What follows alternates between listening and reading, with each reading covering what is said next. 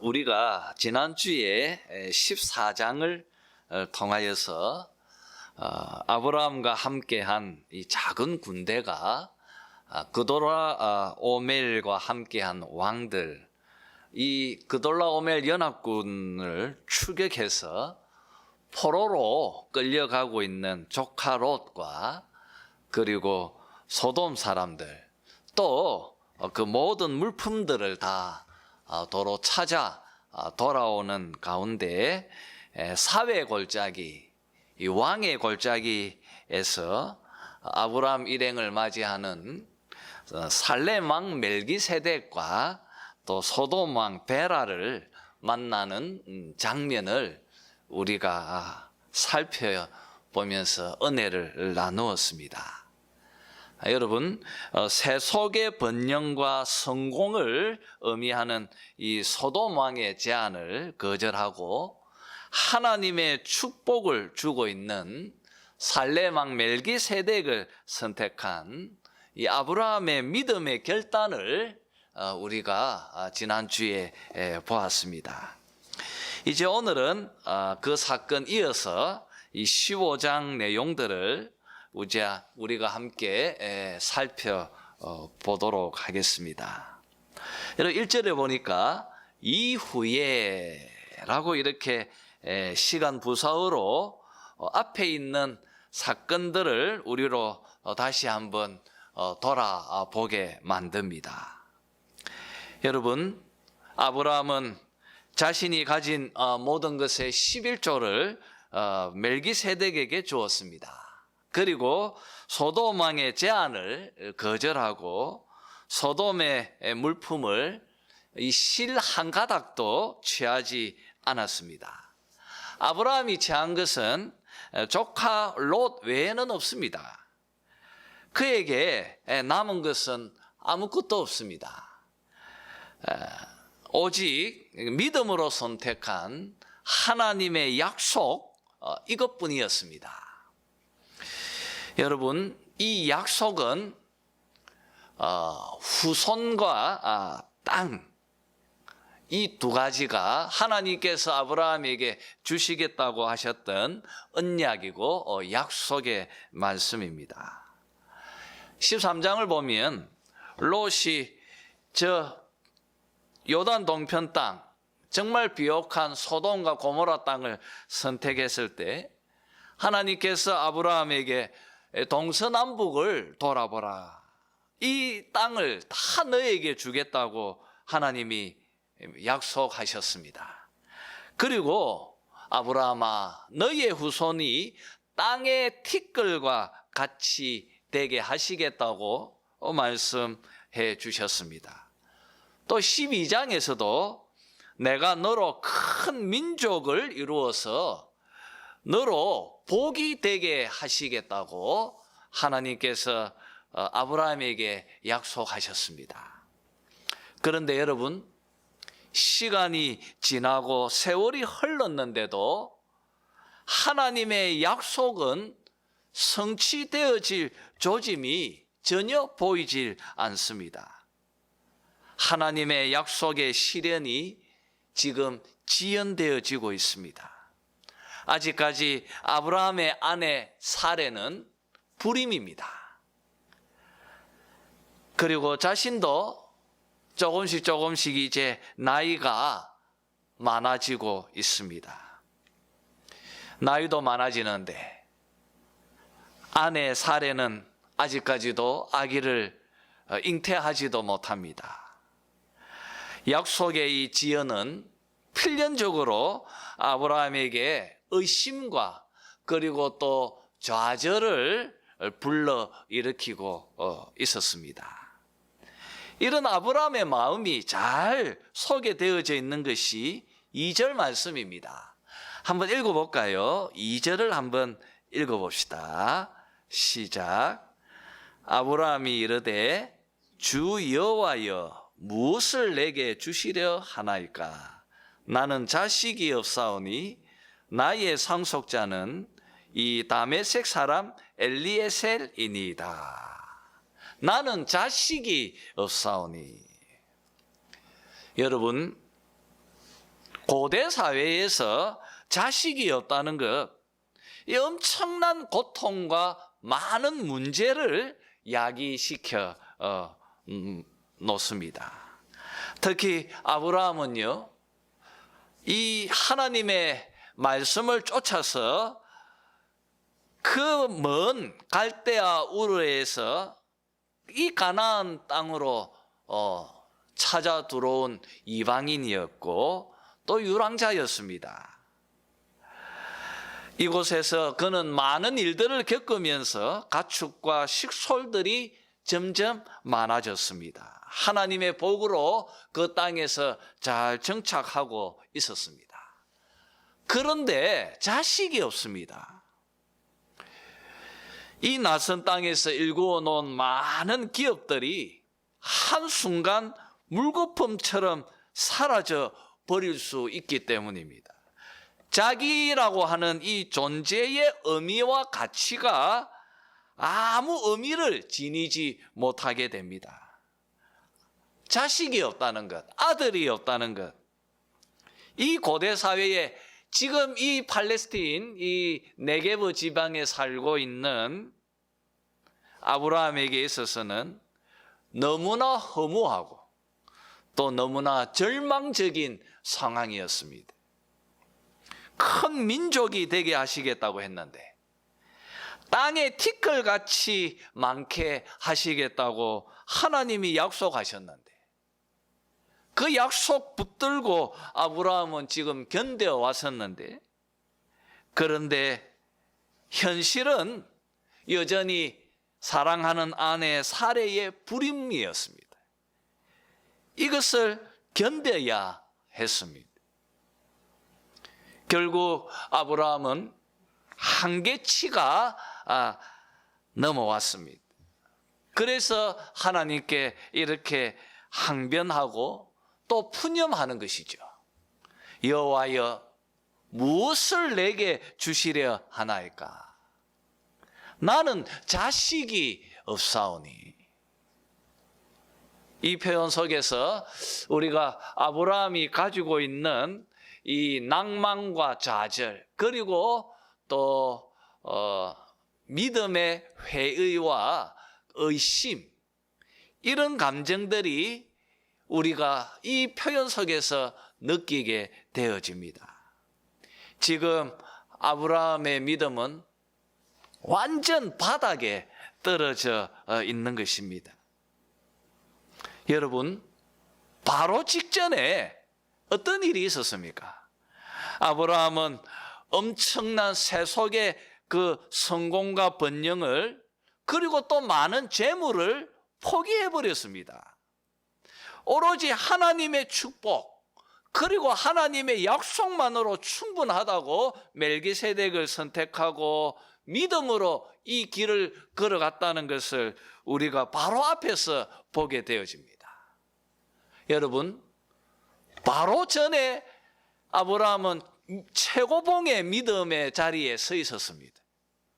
그런데 그 사건이 일어난 바로 직후 아브라함은 절망에 봉착하고 자식이 없고 아들이 없다는 것 때문에 마음이 나락으로 떨어져 버린 것을 보게 되어집니다.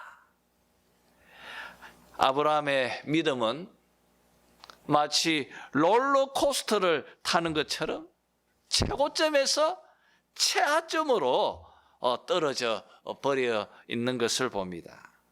지금 아브라함의 눈은 흔들리고 있습니다.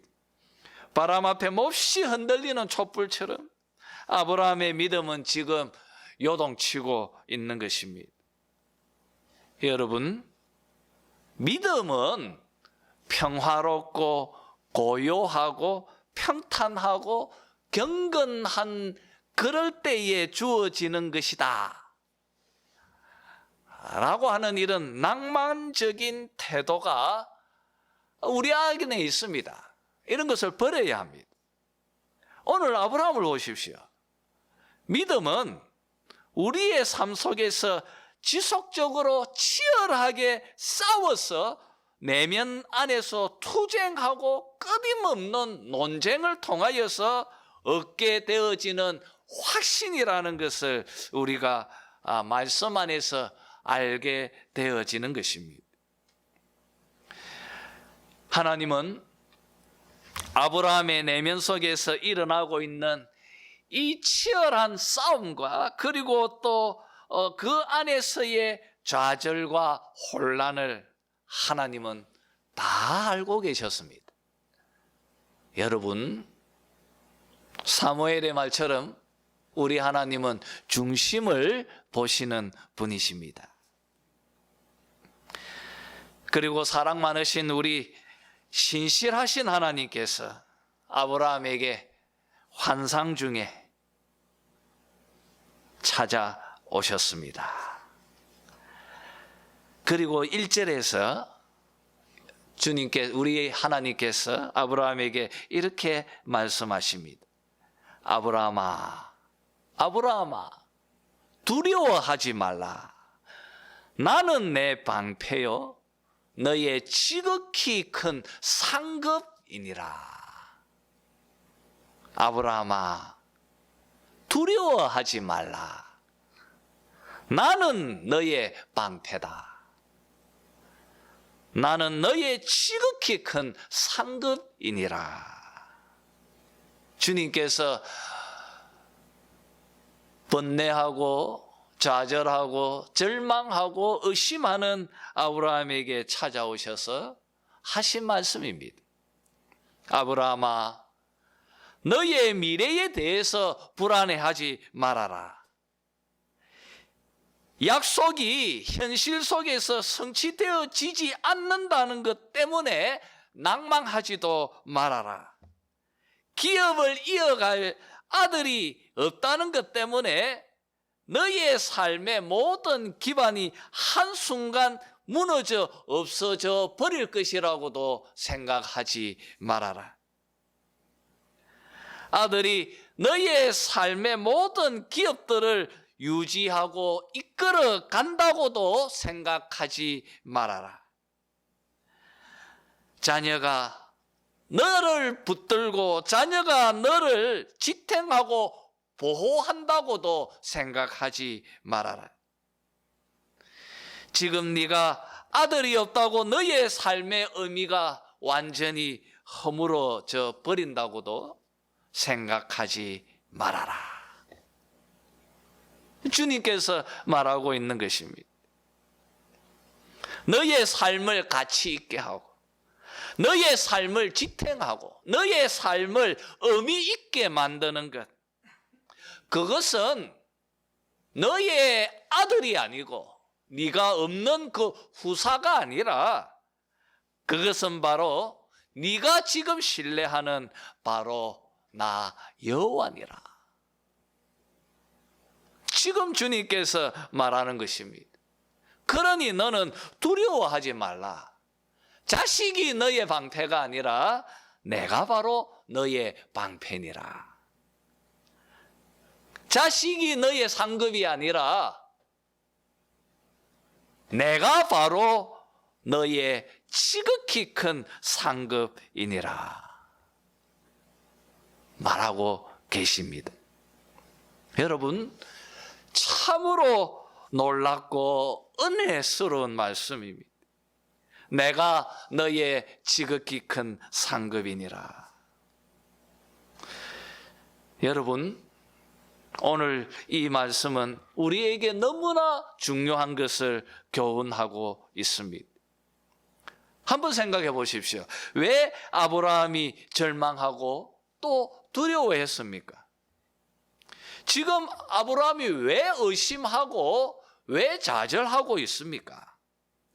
저는 생각에 아브라함이 상급의 개념을 잘못 이해하고 있었기 때문이라고 여겨집니다.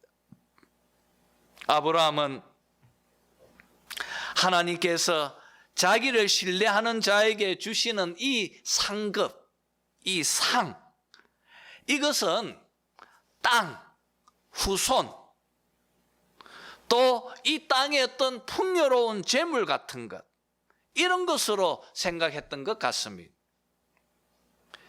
아브라함은 하나님으로부터 오는 이 상급을 마땅히 자신의 순종에 대한 대가로 이해하고 있었던 것 같다는 것입니다. 그래서 아브라함은 내가 하나님 앞에서 소돔 왕의 제안도 거절하고 이렇게 내가 하나님 앞에서 헌신하면서 믿음으로 살고 있는데, 그러면 하나님께서 마땅히 나에게 상급으로 자손도 주시고 땅도 주시고 또 이런 것도 주고 저런 것도 주고 이렇게 해야지 라고 하는 생각에 사로잡힐 그때 시험에 빠지는 것입니다. 내가 하나님을 위해서 이렇게 했는데 하나님께서 나에게 이렇게 안 해주시네. 여러분, 하나님을 우리는 거래의 대상자로 만들어서는 안 되는 것입니다. 오늘 말씀을 보십시오. 상급은 무엇입니까? 상급은 하나님이십니다. 그분이 바로 상급이라고 말합니다. 우리는 자꾸만 상급을 하나님께서 우리들에게 신앙의 대가로 주시는 그 어떤 것이라고 자꾸 생각하려고 하는 경향이 있습니다. 여러분, 이것은 엄청난 이 영적 축복의 자산인 이 상급을 아주 값싼 것으로 전락시켜 버리는 것입니다. 오늘 말씀을 보십시오. 상급이 무엇입니까? 상급은 아들도 아니고 땅도 아니고 상급은 무엇입니까? 우리 하나님 그분이십니다. 하나님 그분이 지극히 큰 상급이십니다.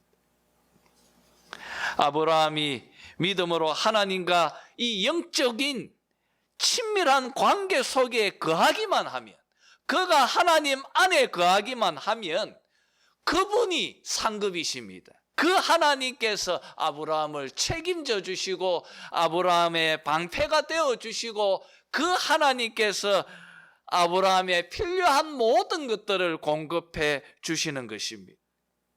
네가 내 안에 거하면, 내가 네 안에 거하면 내가 너를 책임져 줄 것이다. 아브라함아, 내가 너의 방패고 내가 바로 지극히 큰 상급이니라. 그리고 하나님은 아브라함이 자신의 충실한 종인 엘리에셀을 자신의 후사로 세울까 그렇게 물었을 때 하나님께서 4절에서 아브라함에게 그 사람이 너의 상속자가 아니라 너의 몸에서 날 자가 너의 상속자가 되리라. 다시 한번 자신의 약속을 반복하고 계십니다. 그리고 하나님께서 5절, 6절에서 이렇게 말씀하십니다. 한번 읽어보죠. 우리 함께 5절과 6절을 같이 읽겠습니다. 시작. 그를 이끌고 밖으로 나가 이르시되 하늘을 우러러 무뼈를 셀 수 있나 보라. 또 그에게 이르시되 내 자손이 이와 같으리라. 아브라함이 여호와를 믿으니 여호와께서 이를 그의 의로 여기시고. 여러분, 하나님은 흔들리고 있는 아브라함에게 어떤 다른 것으로 그를 설득시키고 이해시키려 하지 않으십니다. 또 다른 말씀을 주고 계시지도 않습니다.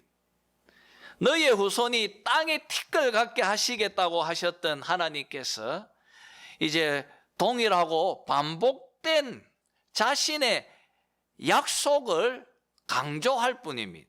아브라함아, 아브라함을 밖으로 데리고 나가서 하늘의 무별을 보여주시면서 그 별들을 셀 수 있느냐? 너의 자손이 이와 같이 되리라 말씀하셨습니다. 티끌 같게 하시겠다고, 큰 민족 이루게 하시겠다고, 그리고 하늘의 무별처럼 많게 하시겠다고. 하나님은 다시 한번 자신의 이 언약의 말씀, 약속의 말씀을 그에게 한 번 더 주고 있습니다. 여러분, 언약의 말씀 외에는 우리에게 그 다른 믿음의 대상은 있을 수 없습니다. 약속의 말씀을 아브라함은 다시 한번 믿음으로 붙잡아야 할 뿐입니다. 그런데 믿음이 없는 우리들은 자꾸만 다른 어떤 것을 자꾸 찾고자 합니다. 약속의 말씀을 붙잡아야 되는데, 그런데 자꾸 우리들은 다른 것들을 찾습니다. 기적의 체험을 쫓습니다. 또 신비한 어떤 영적인 현상들을 자꾸 추구하고 자꾸 그 길로 쫓아가고 있습니다. 그러나 여러분, 성경은 이런 부분에 있어서 굉장히 단호합니다. 예수님께서 요한복음에서 표적을 보고 믿는 까닭이니라, 표적을 보고 믿는 믿음은 참된 것이 아니라고도 말씀하셨습니다. 그리고 또 이런 관점에서 사도 바울은 표적, 기적을 체험하고 기적으로 통하여서 믿음이 일으켜지고 발생되어지지 않는다고 말합니다. 믿음은 오직 복음을 들을 때만 마음에서 일어나고 발생케 되어지는 것입니다. 믿음은 오직 약속의 말씀, 그 하나님의 말씀이 우리 안에 들어올 때 믿음은 발생되어지고 일어나고 자라나가는 것입니다. 그러니까 하나님께서 지금 이 본문에서도 아브라함에게 뭐 어떤 다른 것을 그에게 보여주든지 또 어떤 뭐 이적을 보여주고 뭐 그러지 않았습니다. 오직 다시 한번 자신의 언약의 말씀을 반복할 뿐인 것이고 또 강조하는 것입니다. 여러분, 여기서 하나님께서 이런 아브라함에게 체험이나 어떤 이적을 보여주는 대신에 그에게 하나의 정표를 주십니다. 너의 자손이 하늘의 무별처럼 많아질 것이다. 자신의 그 후손을 주겠다고 한, 아들을 주겠다고 한 그 약속의 말씀, 이 말씀에 대한 확실한 정표를 하나 주십니다. 그 무엇입니까? 여러분, 노아 언약 때 하나님께서 노아가 맺은 그 언약의 정표로 주신 것이 무지개입니다. 무지개를 하나님께서 보여주셨던 것처럼 똑같이 하나님께서 아브라함에게 흔들리는 그 믿음을 굳게 더 세우기 위해서 그에게 자신의 약속을 확정해주는 이 정표를 하나 보여주십니다. 그것은 바로 오늘 말씀에 있는 무별입니다. 아브라함아, 저 하늘의 무별을 보라. 하늘의 별들을 보라. 여러분, 너의 자손이 그와 같을 것이다. 하나님께서 아브라함에게 자신의 약속, 아들을 후사를 주겠다고 한 그 약속에 대한 중요한 그 언약의 정표로서 하나님은 하늘의 별을, 무별을 보여주신 것입니다. 이제 아브라함은 하늘의 별을 볼 때마다 밤에 여러분 하늘을 볼 때마다 마음속에서 하나님께서 자기에게 주신 이 언약의 말씀을 떠올릴 것입니다. 그리고 다시 한번 믿음으로 그 말씀을 응답하게 될 것입니다. 또 지금처럼 마음이 회의가 들고 의심이 일어날 때마다 아브라함은 하늘의 별을 보면서 다시 한번 확신의 자리로 서게 될 것입니다. 마치 노아에게 언약의 정표로 무지개를 보여주셨던 것처럼 지금 아브라함에게 하나님께서 자신의 약속의 정표로 지금 별을 지금 보여주신 것입니다. 여러분, 이것은 하나님의 아들 되신 우리 주 예수 그리스도께서 자기의 이 새 언약의 백성들, 바로 이 신약의 교회, 우리 성도들에게 자기와 맺은 이 새 언약의 정표로 주신 것이 있습니다. 마치 아브라함에게 자신의 언약의 말씀의 정표로 별을 보여주셨던 것처럼 우리 주님께서도 자신의 새 언약의 정표로 보여주신 것이 있습니다. 그것은 바로 성찬입니다. 여러분, 우리가 지난주에 성찬식을 거행했습니다. 우리는 성찬을 통하여서 복음에 참된 내용을 깨닫고 예수님께서 맺으신 이 새 언약을 우리가 다시 회상하고, 그리고 그리스도 안에서 우리는 굳건한 믿음으로 그분의 말씀을 붙잡게 되는 것입니다. 이렇게 신약의 교회는 새 언약의 정표인 이 성찬을 통하여서 우리 성도들의 믿음을 강화시키고, 이 성찬을 통하여서 우리의 믿음을 더 굳건하게 만드는 중요한 방편으로 사용케 되어진 것입니다.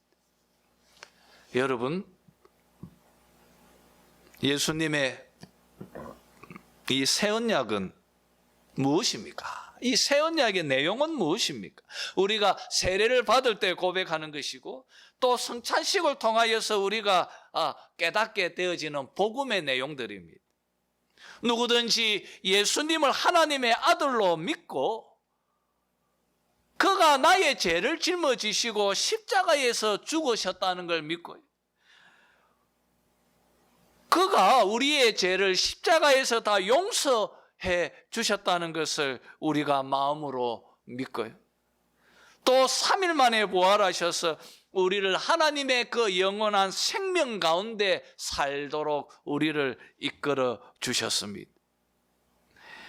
여러분, 이 복음을 믿기만 하면, 이것을 마음으로 믿으면 성령께서 우리 안에 내주하셔서 우리를 그리스도와 하나로 연합케 하셔서 내 안에 예수님이 살고 예수님 안에 내가 삶으로, 이 믿음으로 우리들은 하나님의 백성이 되고 우리들은 하나님 나라의 자녀들이 되는 것입니다.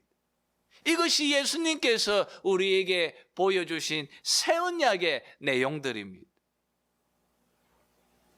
여러분, 이제 말씀을 정리했으면 합니다.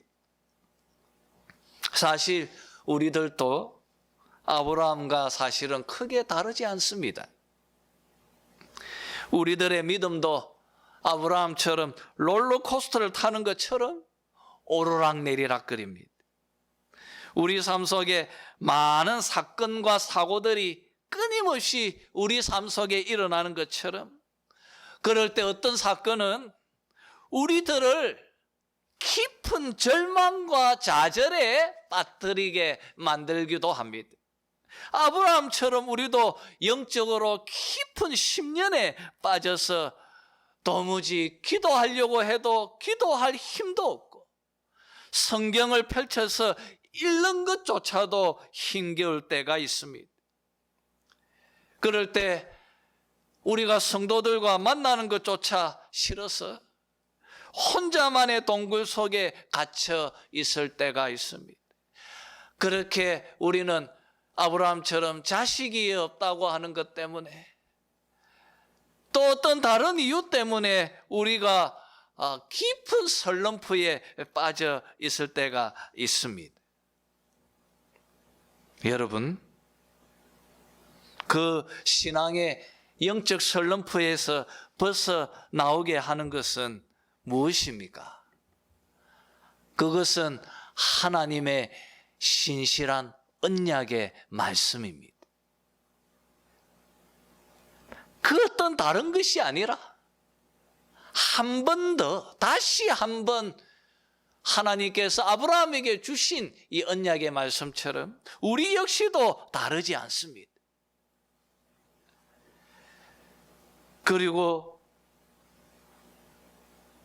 그 말씀 붙드는 데에 힘겨워하는 아브라함에게 도움이 되도록 언약의 정표로 하늘의 무별을 보여주시면서 다시 한번 그 무별을 보면서라도 그 언약의 말씀을 붙드는 데 도움이 되도록 하나님께서 이끌어 주셨던 것을 봅니다. 우리도 똑같습니다. 우리도 영적 설렁프에서 벗어나기 위해서는 똑같은 이 방식이 필요한 것입니다. 여러분, 그게 뭘까요? 다시 한번 하나님께서 찾아오셔서 우리에게 언약의 말씀을 들려주시고 그리고 언약의 정표로 하늘의 무별을 보여주시는 것처럼 우리를 다시 한번 더 굳건한 믿음의 자리로, 확신의 자리로 이끌어내는 이것이 지금 우리들에게는 무엇입니까? 그것은 바로 예배입니다. 그것이 예배입니다. 매주일 우리는 이 예배 속에서 하나님의 언약의 말씀을 듣습니다.